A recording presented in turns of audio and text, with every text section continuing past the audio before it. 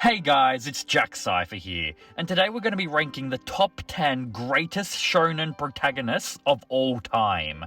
Now, what do I mean by great? Well, I'm not talking about my favourite protagonists, but the protagonists I reckon are the best at their specific genre. Now, our list is going to vary greatly from each other, because we all have different perspectives on what makes a great protagonist. For me, I've used a few different criteria. But the main ones are characters that are proactive in their pursuit of accomplishing their goals and driving the story forward, characters that us as an audience can empathize with and relate to, not to mention characters that have great character progressions and great development from where they originally started out. But I also want to make a quick side note that I am going to try keep this video as spoiler free as possible. But to be safe, I'm going to throw a quick spoiler warning in. But other than that, the housekeeping is all done and dusted, so we'll move right into the video. In 10th place, we have the Dragon Sin of Wrath, Meliodas, from the 7 Deadly Sins. Meliodas is a great main character. I mean, look at him. He's in the freaking top 10 greatest of all time. Now, we follow Meliodas as he accompanies the Princess Elizabeth to find and locate his old former comrades, the 7 Deadly Sins. Meliodas is the linchpin for connecting us, the viewers, to the main group of heroes that we follow throughout this story. Interesting enough, he's also the person that connects us with the main group of antagonists as well. Meliodas' ultimate goal in this story, however, is very simple. It's love. He longs to be with the woman he cherishes the most, which is a good motivation for a main character to have, because I feel like all of us can relate to the adventure of finding love and empathize with the struggles and tribulations that come with it. The reason he's so low on this list, however, is because he's a very reactionary type of character. Due to the nature of his goal, it's not really something he can actively go about pursuing. He also only really progresses on an emotional level, because he's already so powerful from the beginning of the story. And while the emotional character development we do get from him is good, I don't think it's so profound to move him up in this list. He's also a very perverted character that can affect how a viewer can relate to him. And speaking of relating to him, there's also that slight downside of, given what he truly is, it kind of makes it difficult for us to connect to him. If you know, you know. Now, in 9th place, we have Natsu Dragneel from Fairy Tail. This pains me because I'm one of the very few that actually really likes Fairy Tail, and please don't cancel me for it. I feel like if you can watch the show without taking it too seriously, you can find quite a lot of enjoyment in the series. I'm going to be making a whole video on it one day expressing my true thoughts on the whole show as a whole. But the main reason Natsu is number 9 on this list is because, like Meliodas, his goal doesn't really push the story forward. His goal is to find his father, Igneel. However, we don't really see many situations where he's actually searching for him. Even his best friend, and essentially the second protagonist of the show, Lucy Heartfilia, doesn't really have a goal for us to follow, because the series of Fairy Tail is more about the very guild itself, rather than the individual characters. The whole point of the show is to see their bonds and relationships that they share together, and how they use them to overcome all the obstacles that stand in their way. However, where Natsu really does succeed is his personality. He has that great level of stupidity and goofiness that makes him so lovable, and he potentially cares for his friends, essentially his family, quite possibly more than anyone else on this list, and I find that a very endearing quality that really draws me to him.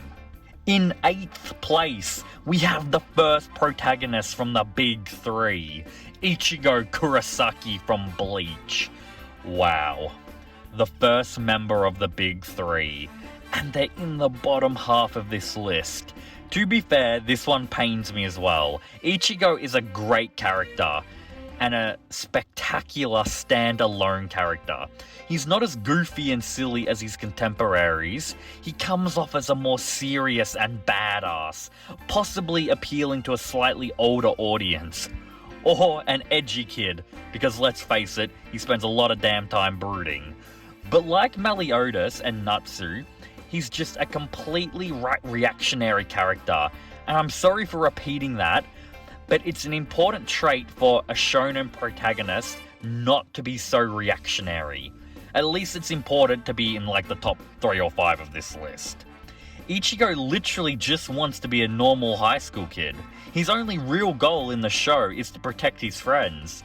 But like Natsu, he made it into this top 10 because he's such a likable character.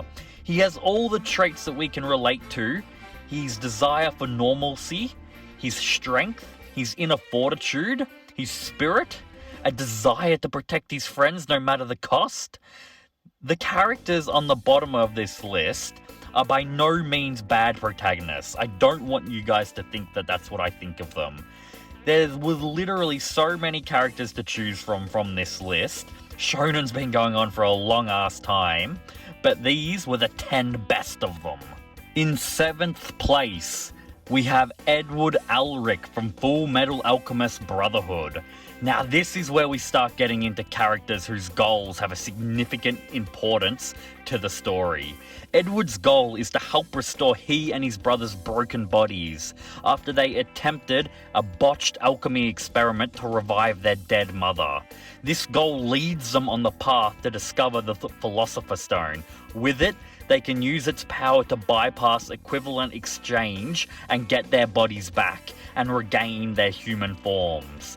The Ulrich brothers also have really great connections with other prevalent characters in the show, and Edward is a character that any of us can get behind because we all know what it's like to make a mistake, and more importantly, want to fix that mistake.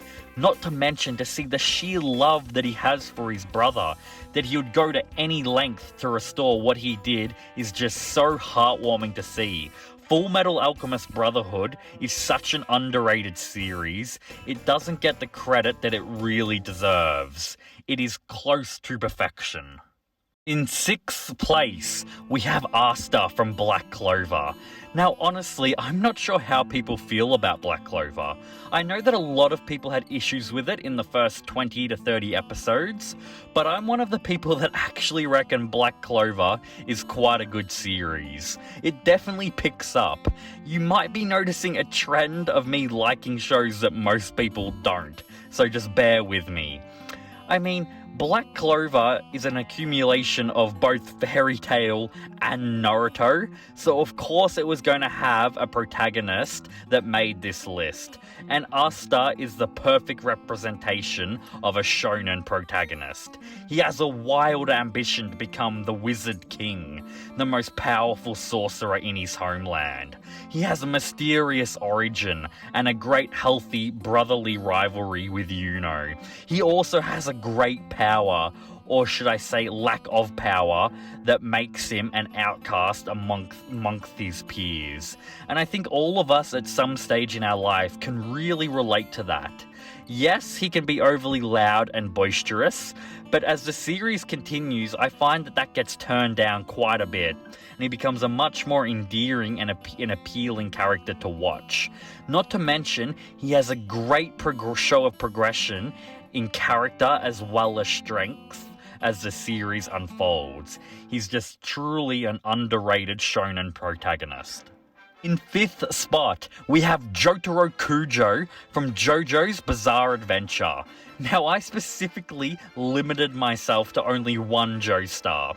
If you don't know, JoJo's is probably in my top 3 favorite anime of all time. It was hard not to have half the list be bloody Joestars. But out of all of them, I thought Jotaro was the best shonen protagonist by far, though Joseph and Giorno did come very close in that. Jotaro, like Ichigo, has a cool, badass demeanor that we love to watch. He definitely fits his Clint Eastwood representation well. But unlike Ichigo, every time he appears in the series, he always has a concrete goal. It's not only righteous, but an easy to get behind goal that typically results in him having to go to the extremes to save his loved ones. Jotaro is the man we all wish we could be. If you're not a JoJo simp, I don't know what you're freaking doing. And he also has a great textbook relationship with the main big bad of the series, Dio. In 4th spot, we have Izuku Midoriya from My Hero Academia. Now, Izuku is a quintessential shonen protagonist. When we first see him, he's a pathetic, timid, weak boy. But as the story goes on, we see his progression from that timid boy into a strong, confident, selfless hero. It is a textbook Marvel and DC superhero story. Which is ironically probably what they were going for. We also see the great progression from him. Perhaps more than any of these characters on the list, he has the best progression out of anyone. He has a personality that you just can't hate. Actually, I think there are a lot of people that do hate him, but his core personality traits should be endearing, and I myself can definitely get behind them. Like all the characters in the top 5, he has a goal of astronomical proportions, to become the greatest #1 hero in the world. He also has a great relationship with the main antagonist in the show, Tomura Shigaraki. Out of everyone on this list, the duality and mirroring of this hero and villain relationship is the greatest, not only on this list, but in just anime in general. We also get an introduction to, and learn more about, Class 1A. And through that, we get some beautiful relationships between Izuku and his classmates. Not to mention the stunning relationship with All Might. In 3rd place, we have Goku from Dragon Ball. Now, I shouldn't have to talk about why Goku's on this list. He's the progenitor of all shonen protagonists. Now, strictly speaking, that's not true, but he's the most well-known, so I'm counting it. You all know the reasons why people love him, so I'm going to do something a little bit different and just talk about why he isn't in the 1st and 2nd spot.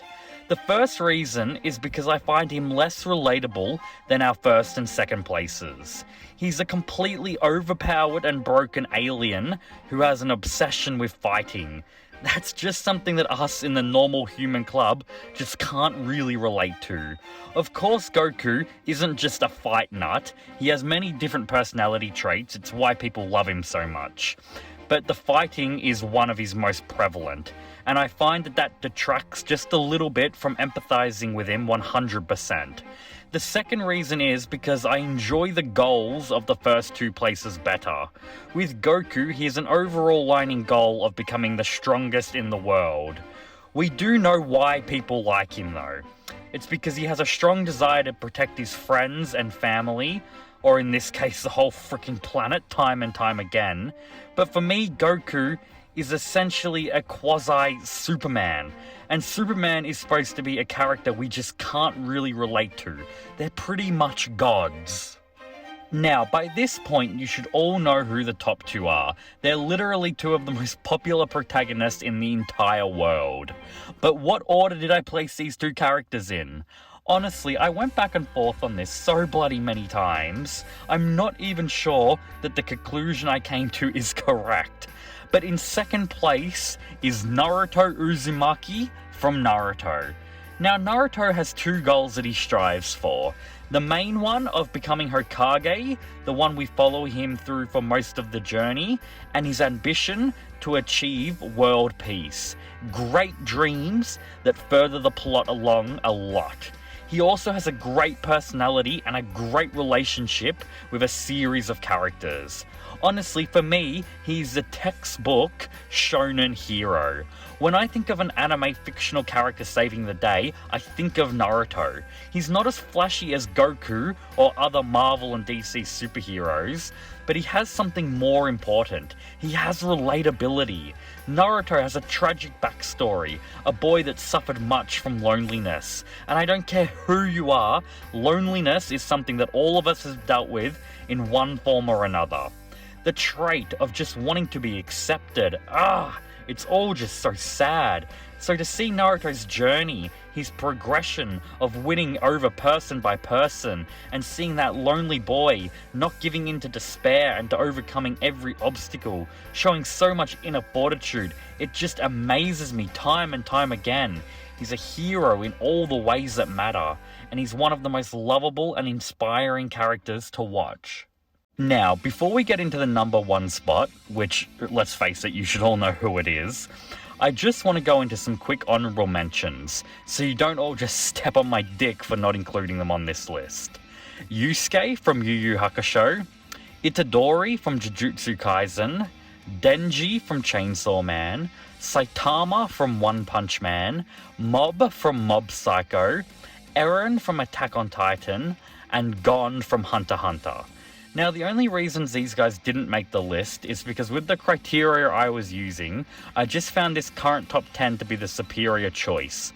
Like you, I love all of these characters, but they just couldn't be on this specific list.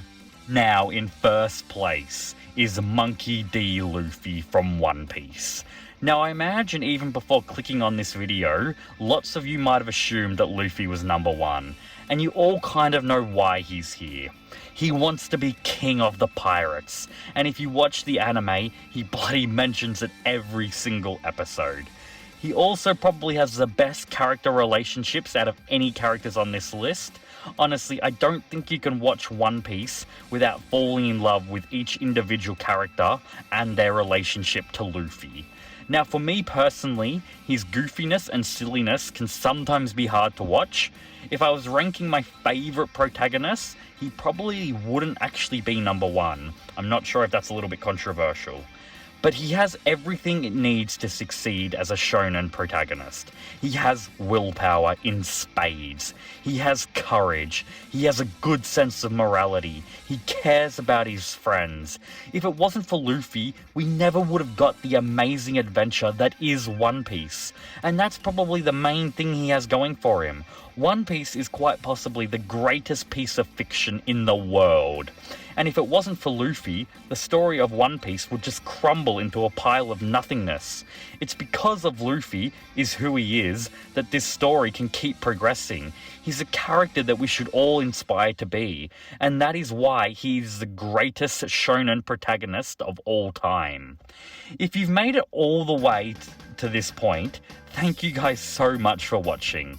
This top 10 video, unlike my last couple of top 10s, has been incredibly difficult to rank. I was going back and forth for ages on them. Let me know if you'd ever be interested in seeing me make a top 10 of my favourite anime protagonists. Like always, leave all your lists down in the comments below, and if you've enjoyed today's video, make sure to like and subscribe. But for right now, guys, I've been Jack Cypher, and Cypher out.